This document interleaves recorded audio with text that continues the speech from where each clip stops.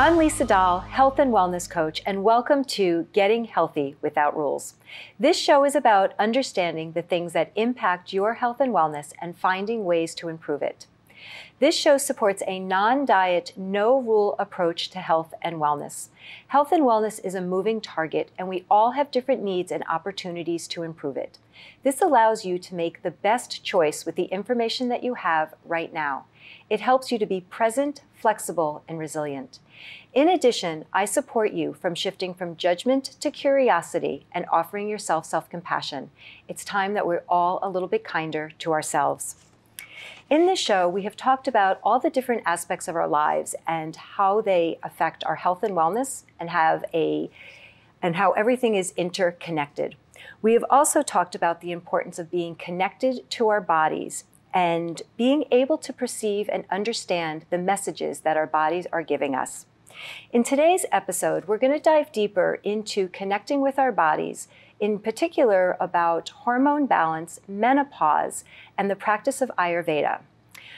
For those that are watching, or for the men that are watching, learning about menopause is not just for women. It will affect all the women in your life, and how they are feeling will have an impact on your health and wellness too. Hormone imbalance directly affects our physical, mental, and emotional health. I hear from a lot of my clients during this time how their bodies have changed, and I would have to say that I am part of that time frame. And I also hear how their emotional health is being affected, and often hear the words brain fog. So Ayurveda is a holistic system of medicine that originated in India over 3,000 years ago. It is based on the belief that health is a state of balance between the body, mind, and spirit. While Ayurveda is not a substitute for modern science-based medicine, it teaches that we can improve our health and well-being, becoming more connected to our bodies. This show's reoccurring theme is improving our well-being and paying attention to our physical sensations, emotions, and thoughts. When connected to our body's natural cues, we can make better choices supporting our health and wellness. Today, we're going to talk about what is the body's wisdom, how can we better connect with it, how can Ayurveda help us connect with our body's wisdom, what is the Ayurveda perspective on menopause, and how can Ayurveda help women balance their hormones. Be sure to stay to the end for this week's practice on how to connect with your body's wisdom. Today, I'm privileged to introduce you to Laura Viale, a functional nutrition counselor.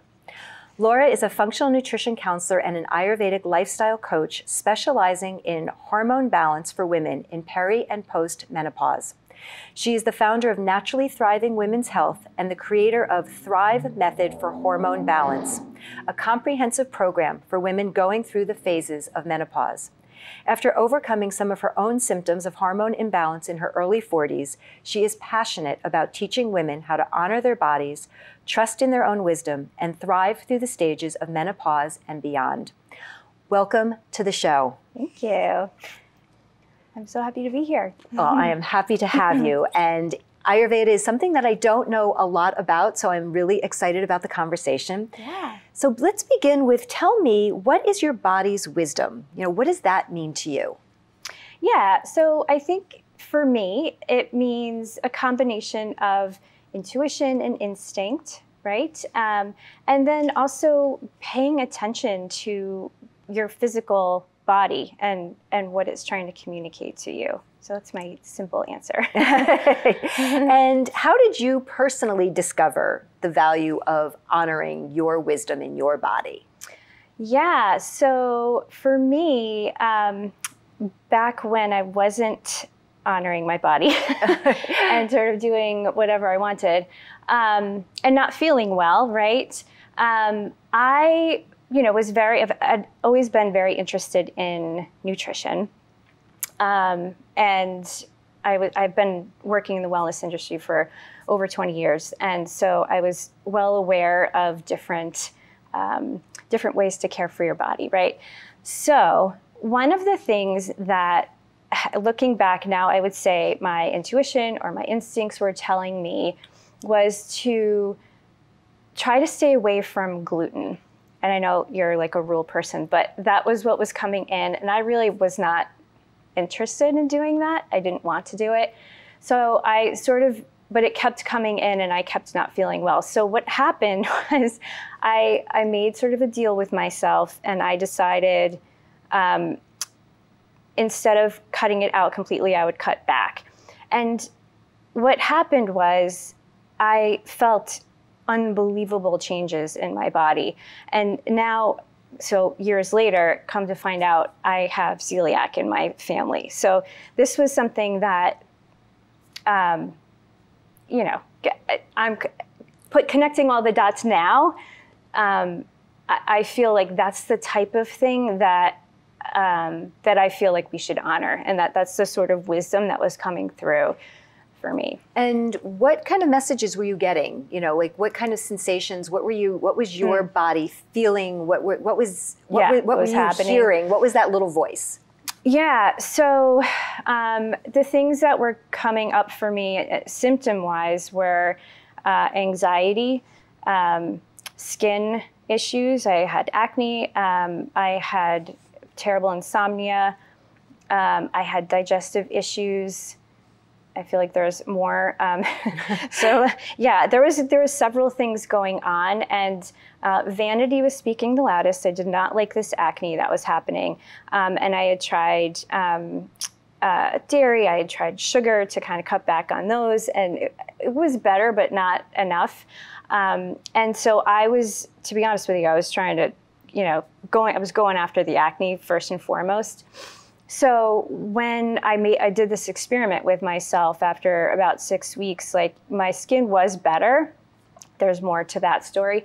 But the most amazing thing that was happening to me, that was a complete surprise, was that I wasn't having the anxious, really, really dark thoughts that I was having that were contributing to my insomnia as well. And so that was enough for me to kind of stick with it. Yeah. And what are some tips you offer with trying to connect to that body's wisdom? Yeah. So this is different for everybody, right? And I think meditation is a great way to do it.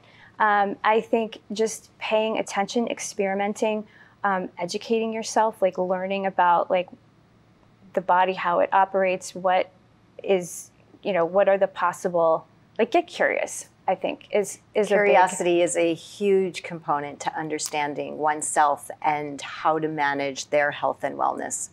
So tell me about Ayurveda and how that practice helps you connect to the body's wisdom. So Ayurveda is, as you explained earlier, it's an ancient wellness system that was developed in India over many thousands of years ago.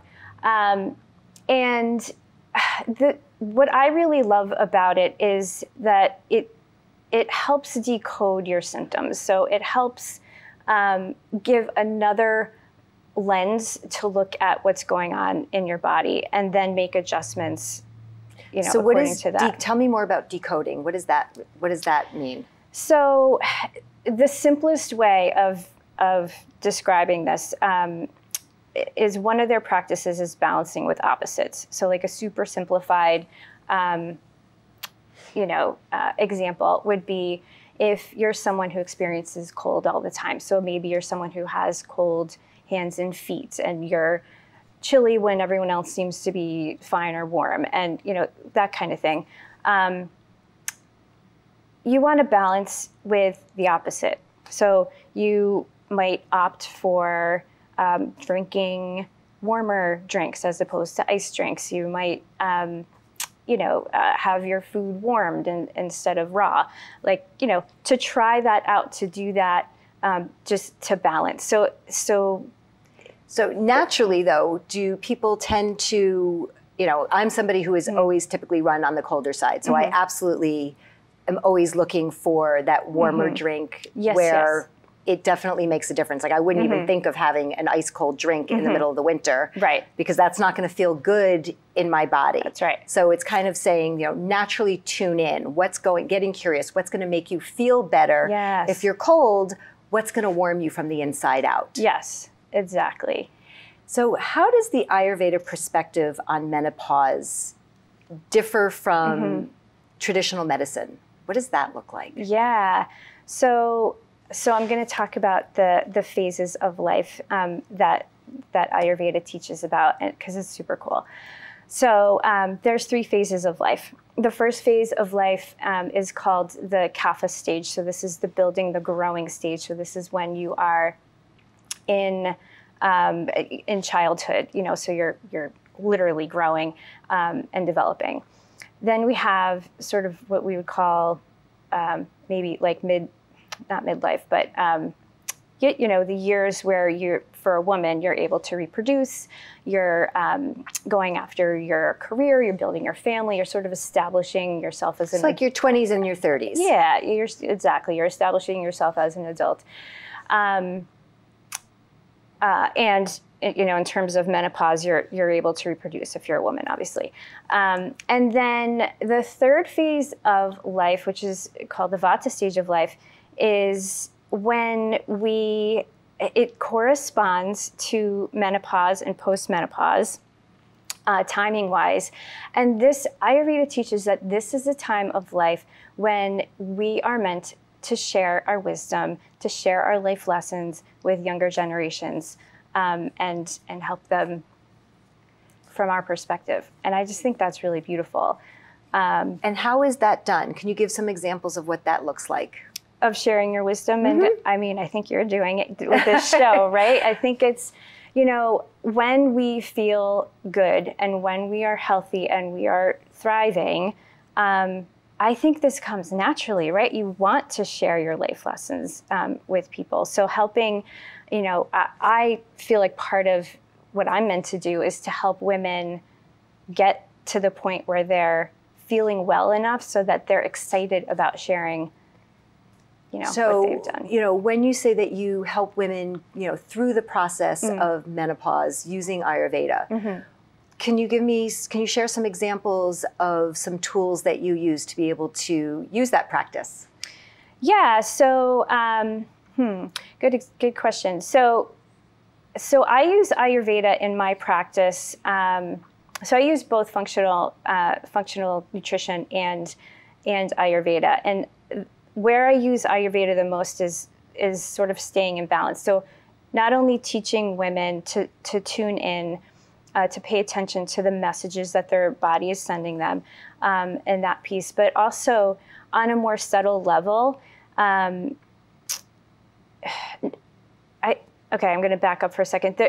I think from my experience, and I think a lot of other women, especially in our younger years when our bodies can handle it, we tend to push through aches and pains, let's say, or other symptoms, right? We power through it, push through it, ignore it, push it aside. Like, we got other things going on. We don't have time for our health. And I think that Ayurveda really encourages the opposite, not to be a hypochondriac, but just to tune in and pay attention, slow down, honor yourself. What do I need today? And it doesn't have to be like a big, crazy thing. Like, it can be today, you know, drink more water. I mean, it could be really simple. So it's more about body acceptance, self-care.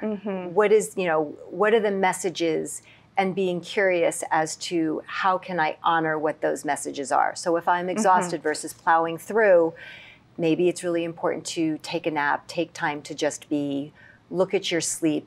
Yeah. How do you figure out how are you ultimately going to start to feel better? 100%. During menopause, there's a huge flux in women's hormones, and it's common to hear, I need to balance my hormones. Right. What does that mean? What do you do with that? Yeah. I know. Yeah, hormones are tricky, and I think a lot of people want to go and get their hormones tested to, you know, validate their feelings and what they're experiencing. And I mean, I'll just say, like, blood tests are tricky and can be really disappointing, and it doesn't mean that you don't have a hormone imbalance. So don't get discouraged. The nature of hormones is that they're fluctuating. So, your blood test is going to show you what they were at on that day for that moment that you took them. It's a snapshot. It's a moment in time. Exactly. It might be different later that day or later that week or whatever. So that can be frustrating. I think for me, balancing your hormones means looking at the root causes. So what are those root causes? So the way I approach this is there are systems in the body that support hormone balance. So if your gut health, that's one of them, is not functioning or optimized, you're possibly not going to get the nutrients that you need to create the hormones in the first place. And also your gut microbiome, if that's not healthy, then there's a whole group of bacteria in your gut called the estrobolome. They help regulate estrogen levels in your body. So if that little microsystem there isn't healthy, then that's going to throw off hormones. So gut health is one of those systems. So we look at that. I look at liver health or the detoxification function. Detoxification is one of those things where if we have excess hormones, could be cortisol, could be estrogen, your body's designed to metabolize them, package them up, and excrete them. If there's something going on with that detoxification system, then that's going to slow down. Those hormones are going to get reabsorbed. Then we're out of balance, right? There's adrenal health. We must take care of our precious adrenal glands because they also produce estrogen and progesterone when our ovaries stop. So making sure we are taking time out to rest and not, say no, find ways of being calm and all of that.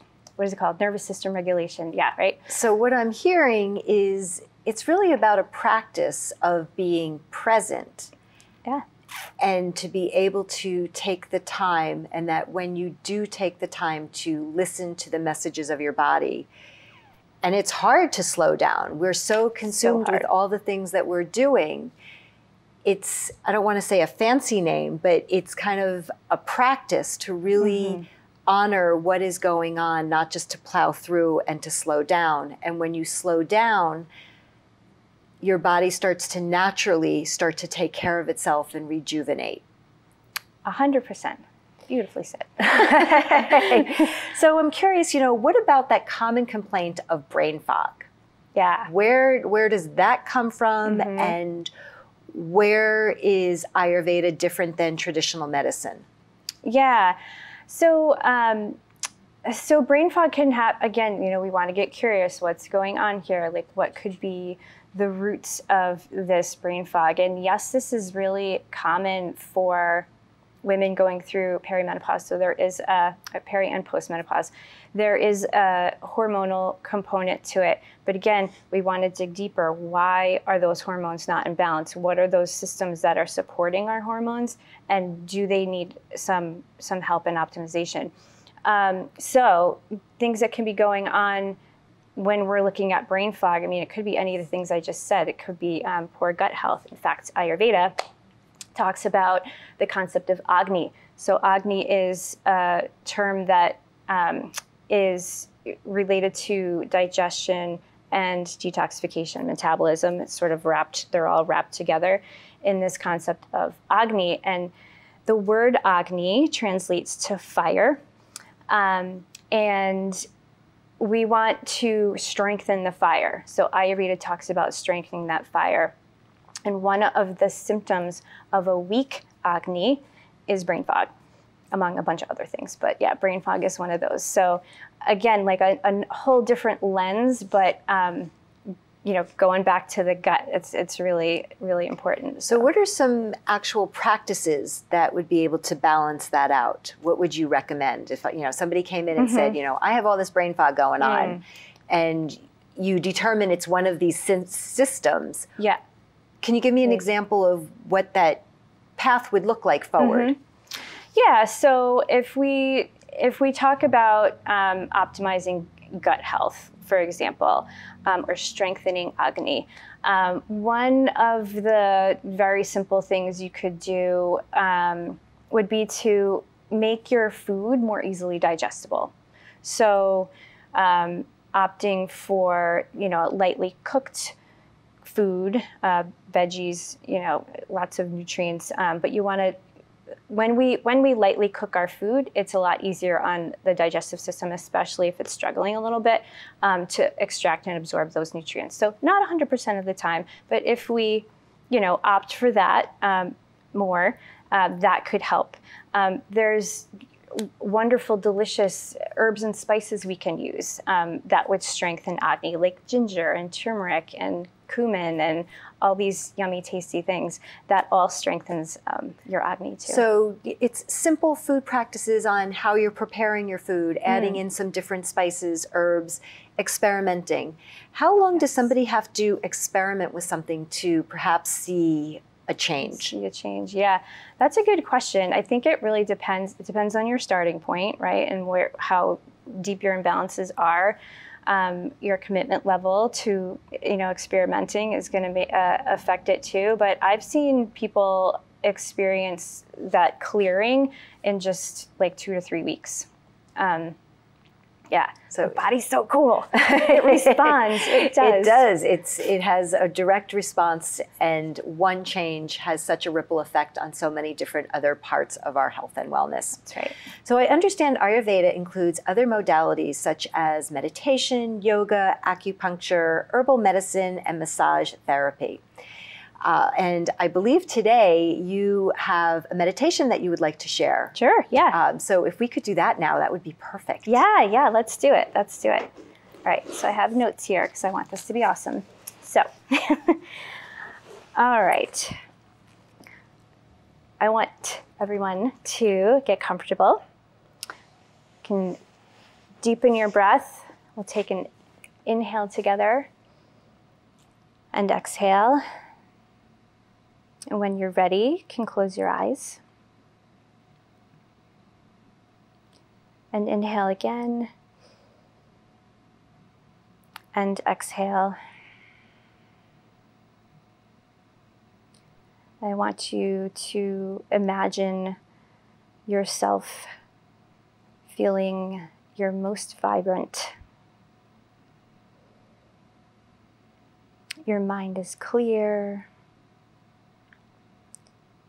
You feel excited about your day. Your body feels energetic and strong. Feel into what it's like to be in this elevated state of health.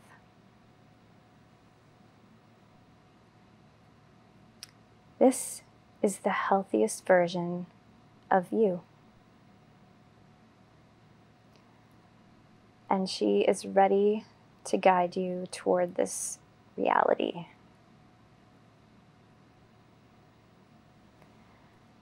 As you feel into the incredible sensation of this most vibrant version of you, ask yourself, what does my body need today? It may be rest or movement, more water, more veggies, or maybe she's guiding you to more laughter. So tune into the first answer that comes to you. And now, honor that guidance today.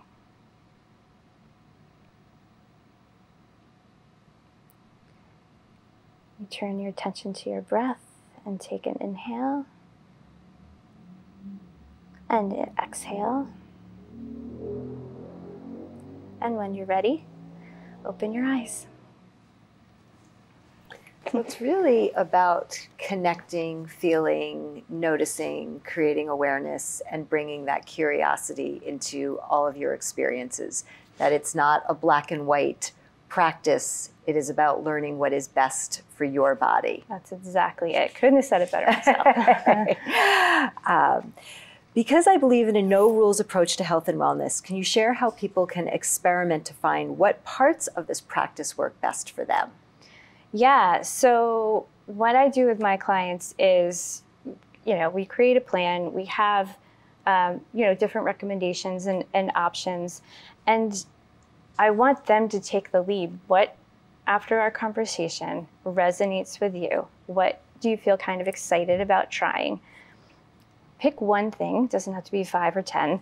I tend to overload the recommendations, so slow down, pick one that feels right for you, and try it for a week, and let's see what you feel like. If you liked it, great. If you don't, ditch it.